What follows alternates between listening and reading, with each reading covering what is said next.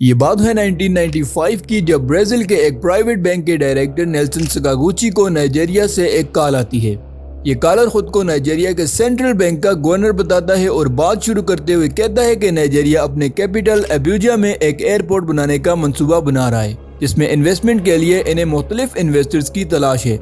اس project کی estimated cost تقریباً $250 million ہے اور یہ سب آپ کے لیے اویلیبل ہے۔ ہم یہ موقع دنیا بھر کے 1 سے زیادہ بینکس کو دینا چاہتے ہیں۔ اب جیسے جیسے وہ کالر بات کرتا گیا، اس بینک کے مینیجر نیلسن کی دلچسپی مزید بڑھتی گئی اور یہ غور سے سنتا گیا۔ اس کے ساتھ ساتھ وہ دنیا بھر کے بڑے شہروں میں موجود ایئرپورٹس پروجیکٹس کے بارے میں سوچ رہا تھا۔ اس بینک مینیجر کے مطابق ایک ایوریج سائز کا ایئرپورٹ اپنی انیشیل انویسٹمنٹ 1 یا 2 سال کے اندر واپس کر سکتا ہے، یعنی یہ اس کے بینک کے لیے انویسٹمنٹ کا ایک سنہری موقع ہو سکتا تھا۔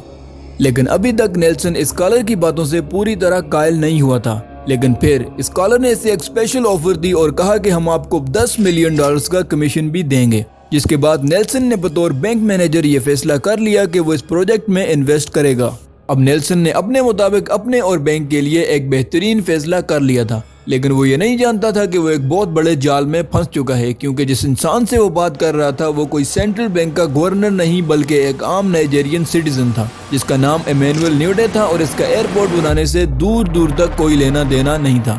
تو یہ جانتے ہیں کہ کیسے ایمینول نے ایک ایسا ایئرپورٹ $240 ملین میں بیچا جو دنیا میں کہیں ایگزسٹ ہی نہیں کرتا تھا۔ لیکن اس سے پہلے اگر آپ نے ہمارا چینل سبسکرائب نہیں کیا تو کائنڈلی کر لیں اور کومنٹس میں اپنی رائے کا اظہار ضرور کریں۔ ایمینول نیوڈے، جس نے خود کو نائجیریا کے سینٹرل بینک کا گورنر بتایا تھا، لیکن اصل میں یہ بھی ایک پرائیویٹ بینک کا ڈائریکٹر رہ چکا تھا۔ ایمینول ایک بہت ہی پرسکون آدمی تھا اور اس کے پاس اچھی خاصی دولت تھی، لیکن یہ ہمیشہ زیادہ دولت کمانے کے نئے طریقے سوچتا رہتا، اور اسی طرح اس کے ذہن میں یہ ایک پاگل خیال پیدا ہوا: نائجیریا کے کیپٹل میں ایئرپورٹ کی تعمیر کے لیے انویسٹمنٹ کی تلاش۔ اب اس کام کو کرنے کے لیے اسے ایک سٹرونگ ریپوٹیشن کی ضرورت تھی، جو کہ بطور بینک مینیجر اس کے پاس نہیں تھی۔ لہٰذا اس نے خود کو نائجیریا کے سینٹرل بینک کا گورنر بنانے کا فیصلہ کیا تاکہ آسانی سے کوئی بھی اس کی بات پر یقین کر لے۔ اس کے ساتھ ساتھ ایمینول نے 5 لوگوں پر مشتمل ایک ٹیم بنائی اور یہ پانچوں کے پانچوں ٹیم ممبرز فائنینشیل اور بینکنگ سسٹم میں ماہر تھے۔ ان کے پاس نائجیریا میں فائنینشیل سیکٹر سے تعلق رکھنے والے تقریباً تمام مشہور اور بڑے لوگوں کے بارے میں قریبی معلومات تھیں، جس سے ان کے لیے کسی بھی مشہور انسان کی آئیڈینٹی کا استعمال کرنا آسان تھا۔ اس کے بعد انہوں نے اپنے پلان کے مطابق دنیا بھر کے کمرشل بینکس کو فیکس بھیجنا شروع کیے، اور یہاں پر بھی ایمینول اور اس کی ٹیم نے اپنے سٹرونگ کانٹیکٹس کی وجہ سے ایک ایسی فیکس مشین کا استعمال کیا جو کہ نائجیریا کی گورنمنٹ کو بلونگ کرتی تھی، جس سے یہ ظاہر ہوتا تھا کہ یہ لیٹر نائجیریا کی ایویشن منسٹری کے فائنینشیل ڈپارٹمنٹ کے ڈائریکٹر کی طرف سے بھیجا گیا ہے، جس کی وجہ سے کوئی بھی اس پر آسانی سے یقین کر سکتا تھا۔ اور پھر جب یہ میسج برازیل کے ایک بینک مینیجر نیلسن سکاگوچی کے پاس پہنچا اور اس نے دیکھا کہ اس پر نائجیرین منسٹری کے آفیشیل سائنز موجود ہیں، تو اسے یہ آفر کافی اچھی لگی۔ اس نے اس میسج کا جواب دیتے ہوئے کہا کہ وہ اس انویسٹمنٹ اپرچونٹی کے بارے میں مزید جاننا چاہتا ہے۔ اور پھر باری آئی ایمینول کی۔ اس نے سینٹرل بینک کا گورنر بن کر نیلسن کو کال کی اور اسے یہ انویسٹمنٹ کرنے کے لیے پوری طرح راضی کر لیا۔ اب نیکسٹ سٹیپ ان دونوں کی میٹنگ تھی، اور نیلسن ایمینول سے برازیل یا نائجیریا میں ملنا چاہتا تھا، لیکن ایمینول نے اسے لندن میں میٹنگ کرنے کے لیے راضی کر لیا۔ اور اب ایمینول کی ٹیم کو اس میٹنگ کے لیے خود کو تیار کرنا تھا، جس کے لیے ان میں سے ہر ایک نے کسی بڑے اور مشہور بندے کے فرضی کریکٹر کا استعمال کیا، یعنی ایمینول سینٹرل بینک کا گورنر، دوسرا ڈیپٹی گورنر اور تیسرا ایویشن منسٹری میں ڈائریکٹر، یعنی ہر ایک نے کسی نہ کسی آفیشیل بندے کی آئیڈینٹی اختیار کی ہوئی تھی۔ اور صرف اتنا ہی نہیں بلکہ لندن پہنچنے پر انہوں نے ایک لگژریس 5 سٹار ہوٹل میں رہنے کا فیصلہ کیا۔ اس کے علاوہ نیلسن کے لیے انہوں نے ایک عالی شان گاڑی بھیجی اور اس کے لیے بھی ہوٹل کا بیسٹ کمرہ بک کیا۔ میٹنگ کے دوران ان سب نے اپنا تعارف اپنے کرداروں کے طور پر کروایا۔ دلچسپ بات یہ تھی کہ نیلسن ان کی ہر بات پر بالکل اسی طرح یقین کرتا رہا جس طرح یہ بتاتے رہے، جس کی ایک وجہ اس وقت انٹرنیٹ یا گوگل کا نہ ہونا تھا، اور کسی کے لیے بھی کسی کے بارے میں انفارمیشن فائنڈ کرنا اتنا آسان نہیں تھا جتنا کہ آج کے دور میں ہے۔ اس کے علاوہ ایمینول کے پاس نقلی ڈاکومنٹس تھے جو بالکل ریئل لگ رہے تھے، اور اس کی نائجیریا کے پریزیڈنٹ اور پرائم منسٹر کے ساتھ بنی ہوئی تصویر کی وجہ سے یہ جھوٹ اور بھی حقیقت لگ رہا تھا۔ اس میٹنگ میں نیلسن کو ایئرپورٹ کے لیے ابتدائی پلان اور لوکیشن وغیرہ کے بارے میں بتایا گیا جو کہ اصل میں جھوٹ تھا۔ ایمینول نے اس میٹنگ میں مزید یہ کہا کہ وہ اس منصوبے کو خفیہ رکھنا چاہتے ہیں اور اگلے چند سالوں تک اس کی کنسٹرکشن شروع نہیں کرنا چاہتے، لیکن انہیں کمپنیز کو ہائر کرنے اور مختلف ٹول بائی کرنے کے لیے رقم کی ضرورت ہے، جس نے نیلسن کو ہلکی سی پریشانی میں ڈال دیا،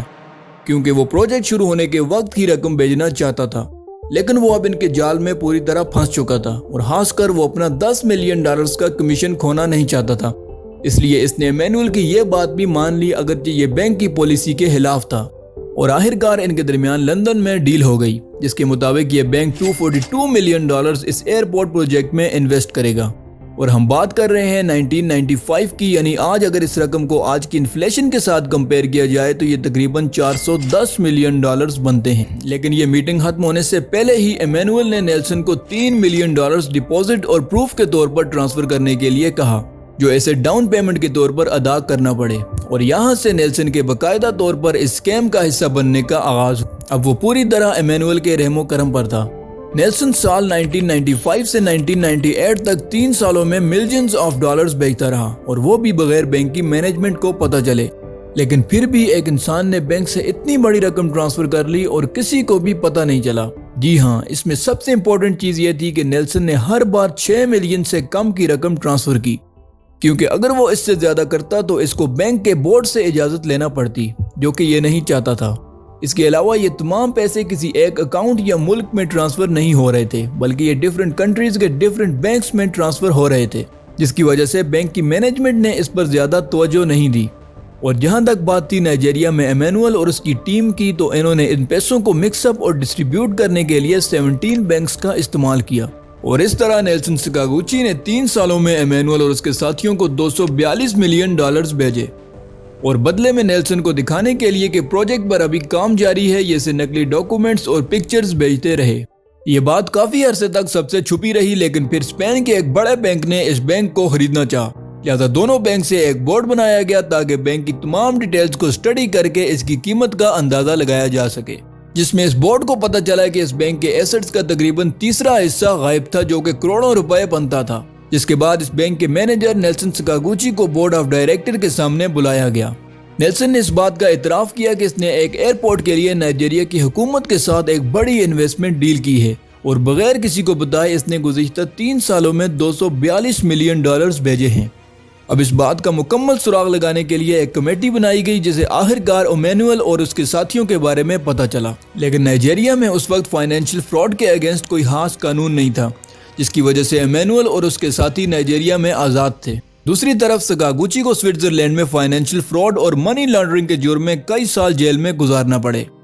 لیکن پھر اس کے چند ہی عرصے بعد نائجیریا میں حکومت چینج ہو گئی، اور نئے پریزیڈنٹ نے 2003 فائنینشیل کرائمز کمیشن کے نام سے ایک ادارہ بنایا، جس کے بعد سال 2004 میں اس کمیشن نے ایمینول اور اس کے گینگ کے خلاف تحقیقات کا آغاز کیا، اور آخر کار ان سب کو اریسٹ کر لیا گیا۔ اس کے بعد ان پر مقدمہ چلا، اور آخر میں ایمینول کو ایک آفر دی گئی کہ وہ $80 ملین واپس کرے تو اس کی سزا میں کمی کر دی جائے گی، لیکن ایمینول نے $40 ملین دینے کی حامی بھری۔ اسے پبلک پروسیکیوٹر کی طرف سے یہ کہا بھی گیا کہ یہ اس کا آخری چانس ہے، اگر وہ ایسا نہیں کرتا تو اس کی سزا کسی صورت بھی کم نہیں کی جائے گی، لیکن ایمینول اپنی بات پر قائم تھا۔ اس نے $40 ملین سے زیادہ رقم دینے سے انکار کر دیا،